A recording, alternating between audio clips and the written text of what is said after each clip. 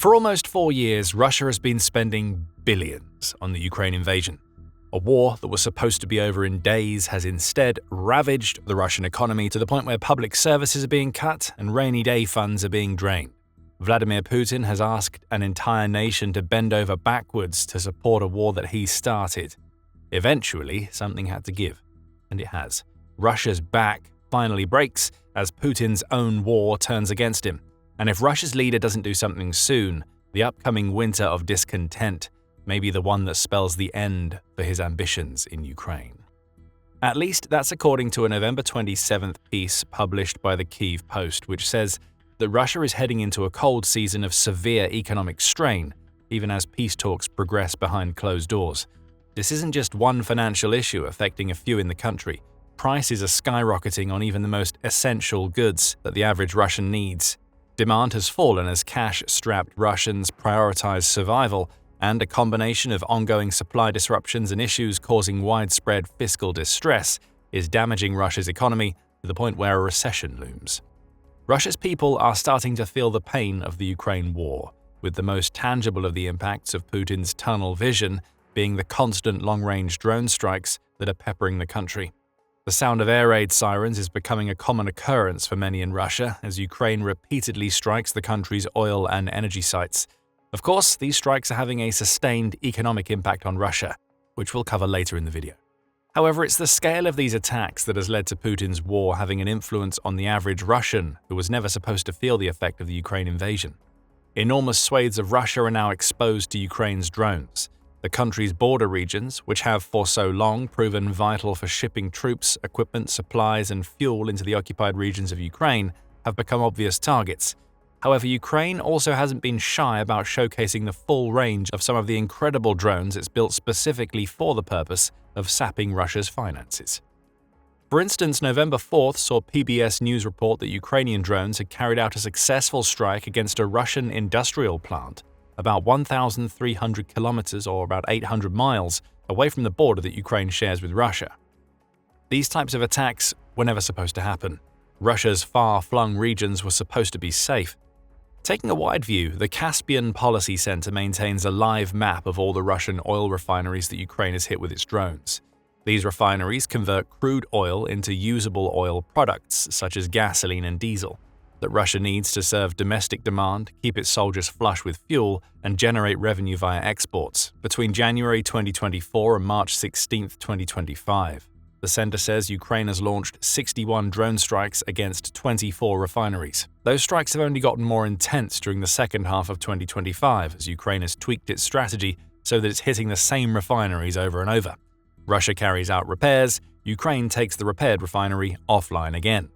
Psychologically, these repeated long-range strikes have to be taking their toll on Russian citizens who had believed their president when he told them that the supposed special military operation would be over in weeks. Putin's arrogance led him to believe that nothing like this could ever happen to Russia. He was wrong, and Russia's people are dealing with the explosions and the constant threat of drones that they can never quite be certain won't be diverted off course and strike them in their homes. But economically, that's where the real damage is happening. And it's not just Ukraine's long-range assaults on Russian energy that are causing the Russian back to break. The high energy revenues and constant fiscal stimulus that for several years have made Russia surprisingly economically resilient are fading away, and the signs of fatigue are showing. The big Russian yawn reveals a nation that can't hold out for much longer, as the Carnegie Russia Eurasia Center director Alexander Gabuev reveals. Based on the overall economic indicators, it would be in Russia's best interest to stop the war now, Gabuev declares. Still, to want to end the war, one must see the edge of the cliff. Russia is not there yet. Maybe not yet, but the edge of the cliff is on the horizon, and Russia is showing no signs of slowing down before it plunges right over. How do we know? Well, there are several factors causing the average Russian and the country's entire economy to be raked over the coals, starting with the lethal combination of prices rising as consumer spending power shrinks. Prices in Russia are now rising faster than wages, which hasn't happened for several years. A Russian woman named Elena says as much, telling Bloomberg on November 26th that she has adjusted her shopping habits. She's buying fewer clothes, she says, and the prospect of purchasing imported goods has gone out of the window. They're too expensive, so it's domestic or nothing for Elena. Of course, one person's anecdotal evidence of struggling to deal with Russia's rising prices isn't evidence of a countrywide problem, but the numbers support what she's saying. Chronic inflation has been hitting Russia hard for over a year. Back in November 2024, France 24 reported that Russia's monthly inflation spiked to 9% during the summer, only falling to 8.5% in October. That spike caused Russia's central bank to raise the country's base interest rate to 21% at the time. And though that rate has come down since, 2025 hasn't been much better for Russia on the inflation front. The start of the current year brought with it a January that saw 9.9% inflation. Trading economic reports. The following 3 months saw Russia's inflation rate top 10%, and it's only dropped below the 8% mark as of September. The Kyiv Post says that inflation has at least eased to 6.8% in November, but that's a level it hasn't been at for a year, and the scars are showing. That decline isn't due to clever economic policy on Russia's part. Inflation is going down because consumer demand has weakened so substantially that there was no other way for inflation to go. And if somebody wants to buy a house in the current Russian climate, they can forget about it.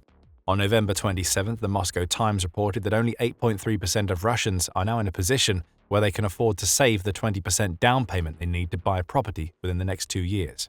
Those on Russia's median wage need over 6 years to save that deposit as Russian house prices rise in line with everything else in the country. This sort of decline in demand is seen throughout Russia. The Kyiv Post points to data from Russia's Spare Index, which it says shows that Russians are cutting back on food purchases, while retail sales of staples such as milk, pork, buckwheat, and rice fell by 8 to 10% in September and October. Russians aren't buying homes, they can't afford new clothes, and even the staple foods they would normally purchase to see them through the winter are seeing their sales drop drastically, all due to those foods becoming more expensive against a backdrop of Russian wage stagnation. These aren't the signs of a healthy country, and we're just getting started. Putin's complete focus on transforming Russia into a wartime economy has absolutely devastated all aspects of Russian industry that aren't related to building weapons to use in Ukraine. Production is slowing down, and not even the defense sector is immune to the problem. Russia's own Center for Strategic Research highlights the problem, noting that the country's gross domestic product or GDP growth has collapsed throughout 2025. The first quarter of the year saw that growth tumble to 1.4%. By the second quarter, it was 1.1%, and the third quarter of 2025 saw growth of only 0.6%. The big zero is coming fast, and there's no suggestion that Russia will stop at no growth. Economic retraction seems to lie in the country's future, especially as many of its industries collapse. Contributors to these growth slowdowns are many, though a few recent examples highlight a wider issue that affects all of Russian industry. On November 6th, The Insider shared a report under the headline, "The Wheels Are Coming Off," which says that Russia's freight rail industry is collapsing. Anybody who knows about Russian logistics knows that freight rail lies at the heart of any industry that requires the transportation of goods, so the collapse of this sector suggests wider economic problems. Indeed, The Insider points out that 20 of Russia's 24 industries have declined at the same time, creating a dearth of products for the freight companies to transport. It's not that Russia doesn't have the trains, it has nothing with which to fill them. The first 9 months of the year saw cargo loading decline by 7%, The Insider says. That amounts to 60 million tons. An average Russian freight car holds 100 tons of cargo, so 600,000 of these cars that were transporting goods in 2024 have sat idle between January and September 2025. Don't underestimate the importance of this decline in freight rail. Even Russia's defense sector relies on trains to ship weapons and equipment into Ukraine. So a decline of this magnitude may even suggest that Russia is running out of the money and resources it needs to build the weapons its soldiers require. A more industry-specific example comes from Russia's forestry sector. On November 27th, the Moscow Times reported that the sector faces a deep contraction in 2026 as a result of several issues, including a strong ruble, high interest rates, and Western sanctions. Russia's Deputy Industry and Trade Minister Mikhail Yurin pointed to a downward trend that could, in a worst-case scenario, result in a drop in output of between 20 and 30% in 2026. These sorts of problems are happening all across Russia and in most of its industries. Steel demand has fallen, the Kyiv Post says. So has demand for coal, cars, groceries, and even financial services. Corporate debt has skyrocketed to 10.4%, with retail debt distress rising to 12%, the outlet claims. In other words, a lot of Russian businesses are in a whole heap of trouble, and that's only going to feed into the consumer demand and cost of living issues we discussed earlier. As businesses get closer to their breaking points, they're starting to cut costs. Employees are often the first thing to go, with thousands of Russians who were already struggling to afford the goods these beleaguered companies were making no longer earning the wages that allow them to buy anything. Demand will keep going down. The sheer weight of the stress will cause Russia's economy to buckle. We're already seeing that happen in the declining GDP growth, and none of this is being helped by Ukraine's repeated attacks on Russia's refineries and energy infrastructure. We mentioned these attacks earlier in the video and hinted at the fact that they've caused shortages in the gasoline and diesel supplies that Russia produces domestically for its own people. Supply and demand economics come into play here, as Russia's fuel providers have been raising their prices while everyday Russians are forced to queue at the pumps to purchase a fraction of the gasoline they would like to be buying. In late October, the Moscow Times reported that the average price of gasoline in Russia had risen by 11.6% since the beginning of 2025. Ukraine's refinery strikes are the clear culprit, as they became so overwhelming during the middle of the year that it was believed that up to 38% of Russia's oil refining capacity had been taken offline. If Russia can't refine its oil, it can't make enough gasoline, leading to the higher prices and shortages we just mentioned. Of course, Russia tries to pretend that what's happening has nothing to do with Ukraine. According to Russia's energy minister Sergei Tsevilyov, it's the Russian people who are to blame. Messages about temporary shutdowns at some facilities also fueled panic buying and a jump in exchange prices, the Moscow Times reported him as saying. That's an interesting claim. How exactly are Russians supposed to be panic buying gasoline when many of the country's gas stations have implemented restrictions, often in the form of 30-litre caps that don't allow people to buy enough fuel to fill their cars? Russia's gasoline problems have nothing to do with panic buying. They're happening because Ukraine is battering Russia's oil refineries.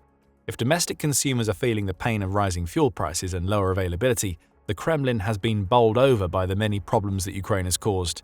Russia needs good oil and gas sales to fuel its economy. Shortages at home also lead to shortages of fuel that Russia can sell to other countries, as the Kyiv Post points out. Oil and gas revenues fell by over 20% in the first 10 months of the year, further weakening state finances, the outlet says.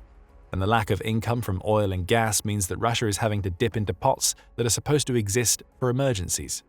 The budget deficit reached 1.7% of GDP in October and is expected to rise to 2.6% by year-end, while the government expands borrowing and prepares a yuan-denominated bond sale to plug fiscal gaps.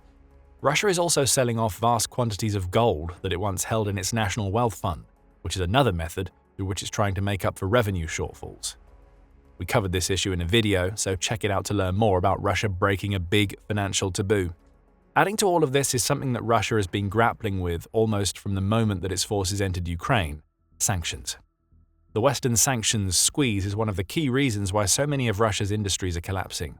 So many companies that relied on Western parts to build their products can no longer purchase those parts, or if they can, have to do so through intermediaries that mark the prices up to the point where the parts become prohibitively expensive. Putin has quickly learned that domestic production in Russia is more reliant on the West than he gave it credit for. Each turn of the sanctions screw compounds the myriad economic issues that Russia already faces. Take what the US did to Russia earlier in November. As United 24 media reports, the US implemented sanctions on Rosneft and Lukoil, which are two of the largest energy companies in Russia. As with Ukraine's strikes against Russia's refineries and energy infrastructure, these sanctions were implemented to limit the amount of revenue that Russia can generate from the taxes it charges companies like those two for selling their products. Less oil and gas sold leads to lower revenues, which means less money that Putin can tax. Even China, which has propped up Putin's finances throughout the war by being one of Russia's biggest buyers of crude oil, has started to pull away. Forbes correspondent Ariel Cohen refers to what the US has been doing as tightening the sanctions noose. That's as good a way to put it as any, as the US in particular seems determined to push Putin toward the negotiating table with these kinds of measures. The pressure has to be kept up, both from the US and Ukraine's many other Western allies, to ensure that sanctions continue to compound the economic misery that Russia faces. Combine all of these issues with Russia's war spending, and a crisis is coming. And when we say war spending, we don't mean the billions of dollars being spent on equipment. Cohen points out that Russia is recruiting roughly 29,000 soldiers monthly.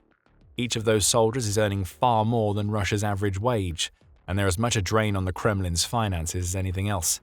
To prove that point, July saw the Moscow Times report that Russia had spent over $25.6 billion on military personnel during the first half of 2025 alone. Double that for the entire year, and you get more than $51 billion spent without accounting for weapons, supplies, training, equipment, and everything else that is needed to keep Putin's war machine churning. Russia can't keep this up for much longer. However, the cliff edge we mentioned earlier in the video is fast approaching, and Putin's responses to the Russian economic backbone breaking aren't good enough. In response to these growing fiscal challenges, the Russian government has increased its debt through costly domestic sales and plans to introduce new taxes, such as a rise in VAT and a technology levy on electronics, United 24 media reports. These measures are expected to generate more revenue, but will likely place additional financial pressure on small businesses and consumers. That seems smart. The very consumers who can't buy the products that Russia produces are the people whom Putin chooses to squeeze. There's a saying about blood and stones here that the Kremlin could do with learning, as Russia can't make up for its massive revenue shortfalls by trying to get more rubles out of people who don't have any to spare. Other than these tax rises, Russia has taken the strange approach of acting as though the West's sanctions are going to economically cripple the countries that implement those sanctions along with Russia. Igor Sechin, who Reuters calls one of the most influential people in the Russian energy sector, has made those claims, stating, "The West's continued aggressive policy of sanctions against both Russia and China will undoubtedly bring about another economic crisis in Western countries. Not all Western politicians realize the risks they face." These sound like the words of a man who knows that sanctions are eating into his profits, and he seems to be trying to pretend that Russia still has energy-related leverage against a host of nations that are moving away from Russian gas and oil.